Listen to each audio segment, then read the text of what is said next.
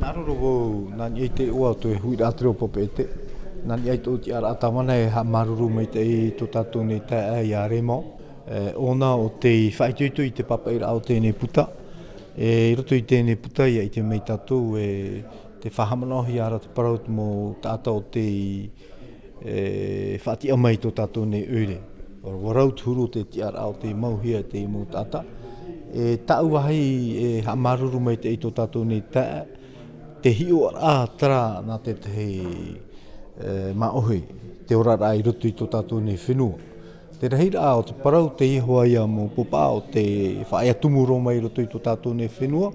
o te whaatiat o mai i tō tātou nei ure. Miau nau te mana o te whahena me remo, te momon o narato mai ana, me huru tā i te hio rā, no te mea e hio rā tra na te tata ti ar ama ohi. Ia tei ona tātou te rahira o te moputa o te papahia rutu i tō tātou nei ure, nye i tō tātou nei ure, papahia e rahira nā te moputa i papai. Te ia mahana, te ti ati ara tō tātou nei huiratira, no te whaite tō arai tō ratou nei mana. Nenhe tā tātou e paru me tā i te hi ora o te tehi popa, tā i te hi ora tō tātou nei nuna. Wa whaari mātou i te nā whea parau, ho e ti, te whahamana ora te parau no Longo Masino. Te e tātou patuto o mai ona ia papa e te, o i te hia tono parau i te ora a politita i tō tātou nei whenua. Ho e tāna tumaiti o te riro tō e tamana. Wahara mei te ene tamana no Saint-Tropez, e horo o te ene ti, i roto i tō tātou nei ure. Ua titau o i te motumari Longo Masino, no te ia mahana. Mea rei roto i rato, aita rato i te parau te metua, no rato,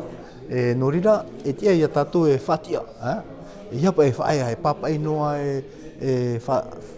no te mea rei, ia ausho nei roto i tō upufeti, a tewe tō ara, e aura e aitu i te e hate arata i rao roto i tera whanhor a o i tera wheti, e iahi o nahia, tewe ra te tāmura roto ia tātou, e rawe rei mo aamu o te orahia mai tō tātou nei mo tupuna, ai tara hau i tātou i te. O i te tātou e tātou maahui, ai tātou e whaitutora i te teio tō tātou mo puta, tarara, te horo arawo i te hei poro i roto i tō tātou mo tamari, ia teio ia papai a toa, ia i te tō tātou mo hua ai tamari no ana nei, e hā mo te tere rao te hupai roto i tō tātou nei whenua i tararatau. Raymond est quelqu'un qui vit à Papeete, qui a vibré une grande part d'histoire de Papeete et le fait d'avoir pu compiler tous ces récits qui concernent les gouverneurs, les maires qui se sont succédés pour la construction de notre ville de Papeete, ça c'est une chose extraordinaire de l'avoir fait. Mais de l'avoir fait avec son regard qui parfois peut être caustique, mais il glisse à chaque fois des plaisanteries. Et moi je dirais que c'est extraordinaire parce que c'est une sensibilité,